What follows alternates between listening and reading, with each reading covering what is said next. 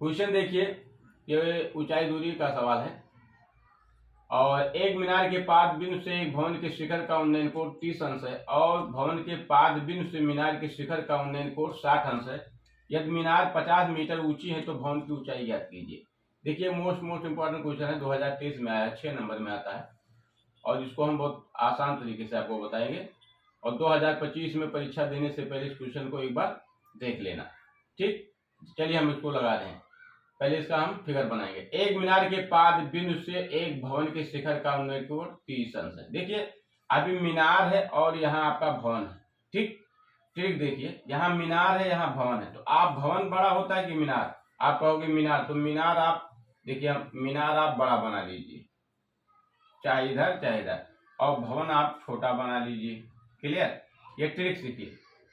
मीनार है और भवन है, तो भवन आपका घर जो होता है वो छोटा होता है और मीनार क्या होता है? बड़ा। तो ये मीनार हो गया। ठीक, ये मीनार मैंने बनाया समझाने के लिए और ये आपका भवन है। ठीक, क्लियर? एक मीनार के पाद बिंदु से एक भवन के शिखर का उन्नयन कोण 30 है। पहला लाइन देखिए, मीनार के पाद बिंदु। पाद बिंदु क्या होता है?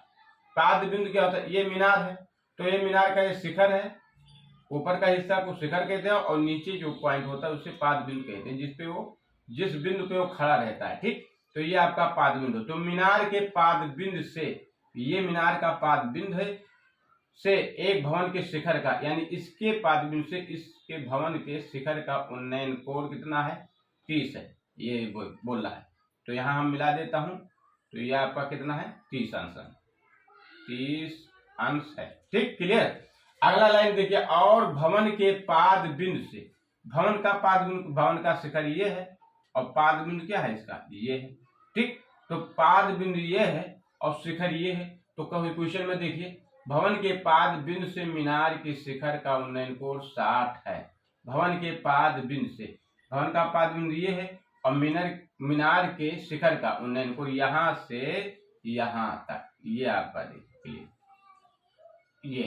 ये क्या है? 60 अंश। क्लियर? यह बन गया। अब हम इसको मान लिया ये, इसको माना बी, इसको माना सी, इसको माना डी। ठीक, अब हमको सवाल लगाने में आसानी हो जाए। क्या निकालना है? भवन की ऊंचाई ज्ञात कीजिए। तो भवन की ऊंचाई क्या होगी? यही तो है, भवन आपने ये माना, तो भवन की ऊंचाई क्या है? C D. तो भवन की ऊंचाई क्या है? C D. इसको माना मैंने एच मीटर, कल्पना कीजिए कि एच मीटर है। अभी हम निकालेंगे। अब हम सवाल लगा रहे हैं, ये आपका हो गया। तो आप सवाल लगा रहे हैं, देखिए, माना भवन की ऊंचाई h मीटर है। ठीक, माना भवन की ऊंचाई h मीटर है, मैंने मान लिया। अब देखिए त्रिभुज, इसमें देखिए ये बी सी, एक त्रिभुज है डी बी सी, दूसरा त्रिभुज। तो पहला त्रिभुज हम लेंगे ये बी सी, ये बी सी। देखिए इसमें कितना है? 60 अंश का कोण है। ठीक, ये बी सी यानी 60 अंश। तो tan त्रिभुज, समकोण त्रिभुज या त्रिभुज ए बी सी में, ठीक, ए बी सी में अब क्या होगा? tan 60 अंश। ठीक, tan का फार्मूला लगाएंगे तो अब क्या होगा? और ये आपका दिया है कितना? 50 मीटर। जो मीनार की ऊंचाई है 50 मीटर, ये आपका 50 मीटर में, तो इसको भूल गया। ठीक, 50। तो क्या हो जाएगा? tan, ये आपका देखिए, अगर ये समकोण त्रिभुज है, ठीक, ये BC में ये B क्या है? समकोण है, तो क्या हो जाएगा? ये आपका लंब हो जाएगा, ये B, ये आधार हो जाएगा और ये कर्ण हो जाएगा। और tan बराबर क्या होता है? लंब बटा आधार। तो इसके नीचे CB हमने कुछ नहीं है तो x मान लिया x मीटर। तो यह आपका क्या हो जाएगा? ये B बटा CB। अब देखिए AB बराबर क्या दिया है? 50 मीटर और CB क्या मैंने माना? x metre. ठीक, tan 60 का मान क्या होता है? √3। ठीक, 50 बटा x, फिर ये गुणा कर लीजिए तो क्या हो जाएगा? इसको इधर तिरछा गुणा और इसका इधर तो हो जाएगा। अब मैं डायरेक्ट लिख देता हूँ, x बराबर हो जाएगा, ये इधर आएगा तो 50/√3, ये हमने इसको गोला कर, ठीक। x हमको निकालना क्या है, h निकालना है। अब हम चलेंगे ये इस त्रिभुज में, ये सी डी बी में, तो त्रिभुज डी सी बी में या बी, तो यहाँ डी सी बी में, तो यहाँ क्या हो जाएगा आपका, इस त्रिभुज में तो आपका हो जाएगा tan 30 अंश। देखिए tan ये आपका क्या बन रहा है, tan 30 अंश। तो tan 30 अंश आपका जब बन रहा है तो क्या हो जाएगा, ये लंब हो जाएगा और ये आपका आधार। लंब क्या है, सी डी, तो सी डी अपान क्या हो जाएगा, बी सी या सी बी, ठीक। और सी डी क्या दिया है, एच मीटर, और सी बी क्या आपका है, एक्स।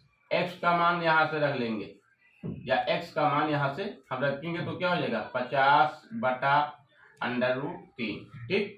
अब tan 30 का मान क्या होता है, 1/√3, ठीक।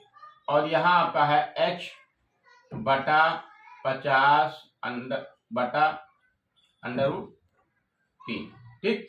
अब तिर्यक गुणा करेंगे तो ये इधर आएगा और ये इधर जाएगा, ठीक। तो हम क्या करेंगे, इसको तिर्यक गुणा करेंगे तो 1 से करेंगे तो क्या मिलेगा आपको, इसको ऐसे रखने दीजिए, तो यहाँ से हम गुणा करेंगे और इसको वहां नहीं गुणा तो 1/√, ऐसे रखते हैं और ये इधर आएगा। इसको मैं मिटा देता हूँ, इधर देखिए, इधर ये देखिए आपका ये लिखा हुआ है। अगर हम इसको 1/√3 ऐसे रोक देता हूँ, 1/√, ऐसे रोक देता हूँ और ये हम इधर दिलाते हैं ऊपर, तो ये आपका गुणे में यहाँ हो जाएगा 50/√3, ठीक। बराबर क्या है, h, ठीक। ये आप क्या करेंगे, 50 को 1 से गुणा करेंगे तो 85 और अंडर रूट टकराएगा तो क्या मिलेगा, तो यहाँ हो जाएगा 3, तो h बराबर आपका हो जाएगा 50/3। तो यह h बराबर आप कर सकते हो 50/3 और 3 से आप भाग करोगे तो 16.67, यानी 16 पॉइंट इतना मीटर आपको मिलेगा, ठीक। तो अतः भवन की ऊंचाई